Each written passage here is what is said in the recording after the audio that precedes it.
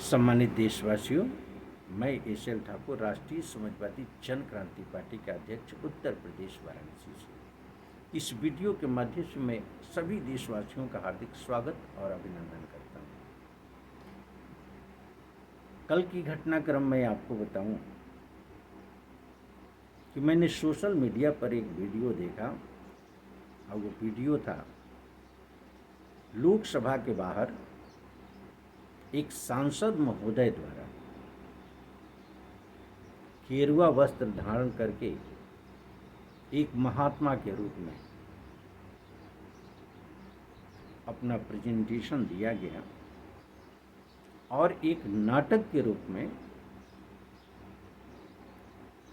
वह चित्रण किया गया राम जन्मभूमि घोटाले को लेकर। मुझे लगता है कि लोकतंत्र में नाटक के माध्यम से, वो नुक्कड़ नाटक, रैलियों के माध्यम से, नुक्कड़ सभाओं के माध्यम से, प्रचार प्रसार के माध्यम से अपनी बात को रखने की स्वतंत्रता है, रखा जा सकता है। तो मुझे लगा कि देश के अंदर बहुत बड़ी एक आबादी है जिसे हम हिंदू आबादी के रूप में जानते हैं, सनातन को मानने वाले लोग हैं। और सनातन के लिए बड़ी ही प्रिय शब्द है सत्यमेव जयते। सत्यमेव जयते के साथ ही सनातन का जुड़ाव रहता है। तो उन्होंने ये सच्चाई का बयान किया कि भगवान राम, जो पुरुषोत्तम राम के रूप में जाने जाते हैं, उनका एक आचरण रहा है, एक संस्कृति रही है, एक संस्कार रहा है, जिसको कि पूरा हमारा समाज मानता है, यानी हिंदू समाज मानता है, जिसे सनातनी कहते हैं।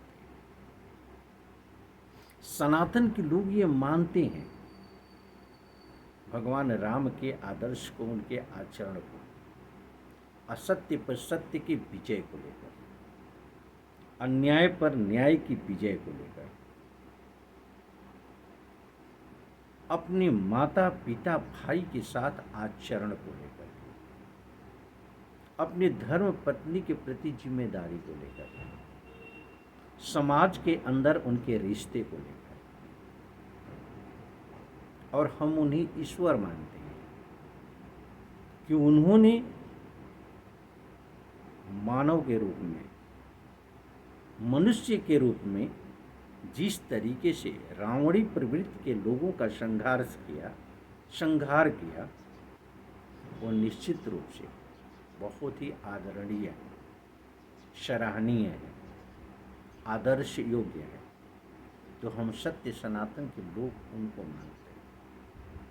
सत्य सनातन के नाम पर हम अपने सारे सुख दुख को भूल जाते हैं। ये हमारा भावनात्मक जुड़ाव है। हम नहीं देखते हैं कि सत्य के नाम पर, सनातन के नाम पर, आस्था के नाम पर हम चुनाव में अपना मतदान तक कर देते हैं। ऐसे लोगों को, जिनसे ये प्रतीत होता है कि यह व्यक्ति हमारी सनातन की रक्षा करेगा, और वही व्यक्ति जो कि सनातन के नाम पर, जो धर्म के नाम पर राजनीति करके सत्ता में आया, और सत्ता में आने के बाद उसी राम मंदिर में उनके ही द्वारा गठित ट्रस्ट के आधार पर नियुक्त लोगों द्वारा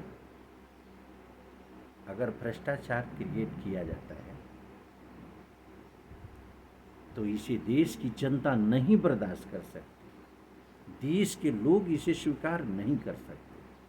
ये राम जन्मभूमि का चंदा का मैटर है, भ्रष्टाचार का मामला है। जमीन के घोटाले से, चंदे के घोटाले से, तमाम इस तरीके की विसंगतियां थी जो कि भगवान राम के मंदिर में हुई है, ये क्षमा योग्य नहीं। ठीक उसी के नाटक के रूप में एक स्वरूप, एक झलक दिखाई गई सदन के समक्ष।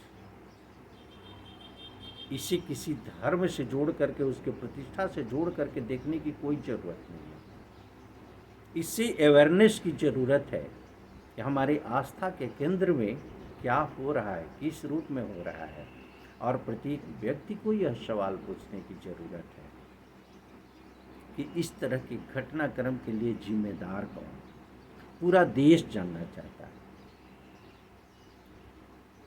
सूचिता और पारदर्शिता के आधार पर समस्त कृत कार्रवाई करते हुए ये सामने जनता के आना चाहिए कि श्री राम और जन्मभूमि की निर्माण की जब प्रक्रिया चली है, भूमि की खरीदारी की जब से प्रक्रिया चली है, निर्माण की प्रक्रिया चली है, अब भव्य निर्माण जब स्वरूप में आ गया, उसके बाद तक मंदिर के आय क्या थे और उसके व्यय क्या थे। निश्चित रूप से ये देश की सनातनी जानना चाहते हैं, देश की जनता जानना चाहती है, और ये बताना चाहिए पूरी जिम्मेदारी के साथ राम जन्मभूमि ट्रस्ट के लोगों को नहीं, सरकार को। यहाँ सरकार यह भी कहते सुनी जाती है वो तो ट्रस्ट की जिम्मेदारी है, सरकार की जिम्मेदारी नहीं है। तो मैं ये भी बता देना चाहता हूँ, ट्रस्ट हो या सोसाइटी हो, रजिस्टर्ड बाय गवर्नमेंट, तो किसी भी डिस्प्यूटेड मैटर में कहीं भी किसी तरीके का कोई वाइब्रेशन क्रिएट होता है तो सरकार पीछा नहीं छुड़ा सकती। इसकी जवाबदेही सरकार की होती ही है और होनी भी चाहिए।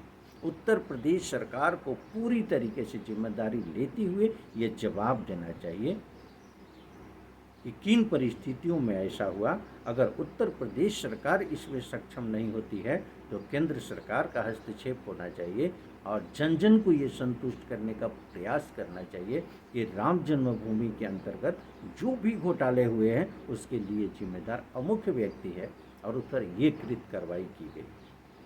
उस धन की ये रिकवरी हुई, उस धन से ये निर्माण हुआ, वो धन इस बैंक, इस अकाउंट में इस रूप में पड़ा है। पारदर्शिता और सूचिता का होना नितांत आवश्यक है, क्योंकि यह आस्था का प्रश्न है। अगर आस्था कहीं से भी किसी रूप में कम होती है तो हम कमजोर होंगे। तो मैं चाहूँगा कि सरकार पूरे अपने नैतिक धर्म का निर्वहन करते हुए इस पर कृत कार्रवाई करे और कठोर कार्रवाई करे। राष्ट्रीय समाजवादी जनक्रांति पार्टी की अपील सरकार से। धन्यवाद।